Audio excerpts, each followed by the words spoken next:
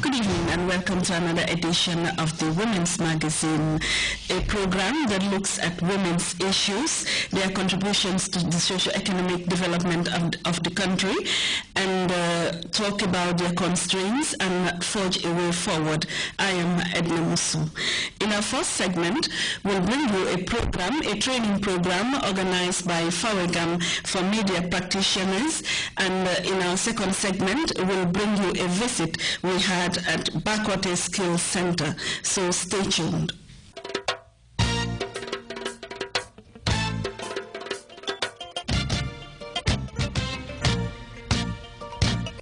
Welcome back. Like I said earlier, in our first segment, we'll bring you a training program organized by FAWEGAM for media practitioners, in this report by Winnie Nicole Hadibet.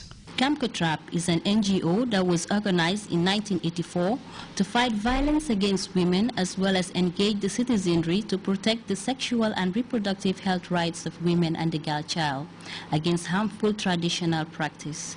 They continue to provide information and educate communities on the implication of female genital mutilation, and it is against this backdrop that 30 media practitioners from various media houses within the country were trained on the issue to better equip them in their quest to help inform the populace. It will make you engage in the advocacy without any doubts and without any fear, because knowledge is power. You need to get the information to make the right decision, to make the right choices, and to be able to convince the people that matter, and yourselves, because you have to get the information to empower you, and for you to be convinced first before you can convince others. If you are not convinced, you can never ever convince anybody. Let's put it at that. And that's the reason why we need to go out to seek for knowledge. That's the reason why we have to build our capacities. We have to support each other in order for you to build up your analytical minds. We are not here to indoctrinate you. We are here to give you the information so that you can use your critical minds to question some of the various elements. You have been in the debate for quite a long time, and over 30 years Grts has engaged, like the chairperson has said, and we've gone through a lot of advocacy work, and apparently, like Jubairu said, the rights-based approach is a very, very, very, very important element in this fight at the moment. We use a holistic approach. Health is important because what the case studies we have now is about health, because the right of the child has been abused, her health to life and her way to life has been stopped. She's been to the hospital and apparently they didn't ask what was happening, and that child has lost his life and nobody questions it. So we are using the holistic approach for the fact that there are various reasons that are attached to this practice, and we have to dig into all those reasons at least to be able to go with a fair idea of how we can tackle the whole process. While many see FGM as allowed by culture and the Islamic faith, there are those who hold the view that it is a harmful traditional practice that ought to be done away with. It is as a result of the United Nations as well as UNFPA New York that have decided to give our parent body, the Inter-Africa Committee, that is the IAC, which is a pan-African body of 28 African countries, who have decided to give funds to 8 countries to engage into media advocacy. Advocacy to popularize the UN resolution 67/146 to ban FGM and early marriage. As a result of that, Gambia was privileged because of the good work we are doing and the appreciation of the impact of our work all over the world.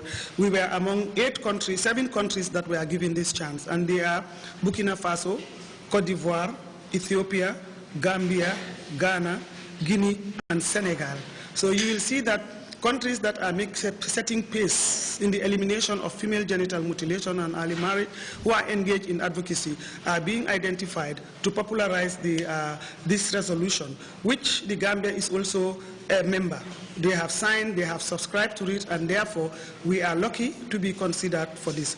And the objective of the workshop is to organize an advocacy sensitization workshop for media on UN Resolution 67/146 in the Gambia, to raise the awareness of 30 media personnel about the existing resolution and FGM, to discuss the content of the 67th session of the third committee, agenda item 28A, which is about advancement of women, to share the collaborative strategy between the African Union Commission, the ASAC, the UNECA, UNICEF Liaison Office, to AU and UNECA and the IAC on traditional practices. The Inter-Africa Committee is the Pan-African body, the network which GAMCOTRAP belongs to, and currently we are being supported by the UNFPA UNICEF Joint Program and the UNFPA program to eliminate harmful traditional practices in the Gambia. The efforts being made in the country are the same efforts being championed by the national committees of the International African Committee in other countries such as Cote d'Ivoire, Ghana and Senegal. It is envisaged that the participating media personnel will popularize the content of the UN Resolution 67/146 as part of efforts to intensify global efforts geared towards eliminating FGM through their exposure to models on FGM. Welcome once again to the Women magazine and to our second segment. In our second segment, we'll bring you a visit we had at the Bakote Skills Center, where we spoke to both teachers and students alike. Can you tell us what do you do here? Here we do weaving, batik, tie and dye, macrame. Okay. Yeah. Okay, which year do you enroll here? Me, 2009. 2009. Okay, since then, what can you do? I can do many things. I can do weaving, I can do batik, I can do macrame, and screen printing too. We used to do screen printing too. Yeah. Since you enroll here, what have you benefit? I've benefited a lot of things here, because now I used to make business. Yes. Business? Yes. This place? Yes. Okay. I used to buy materials and come and make batiks here and planes. Okay. Yes, and sell it. Sell it outside to the market? Yes. On what price? Batik, I used to sell it 607. Okay. Yes, and planes 5.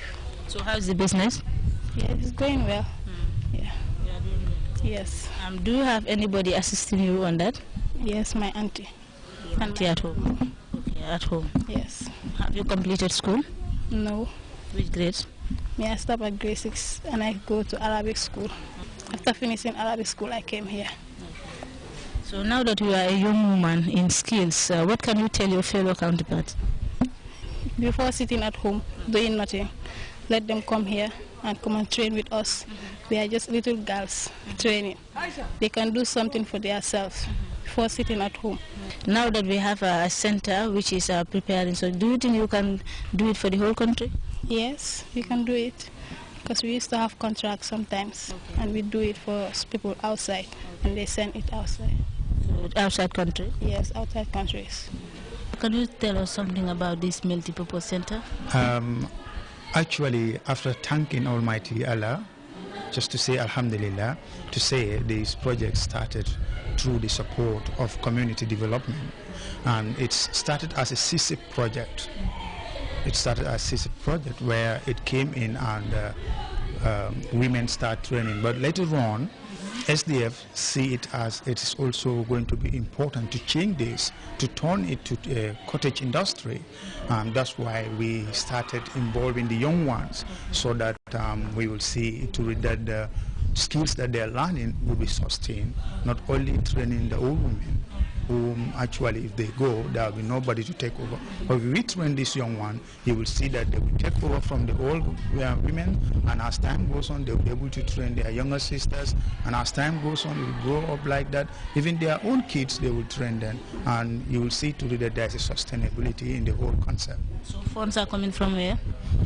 Actually, initially, the funds were coming from CSIP project. After the whole project was handed over to the community, But when they were handing over to the community, SDF came in. They came with some materials to make sure that they give it to the community to make sure that they sustain this project. That's where the concept came, because it started in 2006 and 2011. SDF involves to make sure that the whole concept is changed to a cotton industry.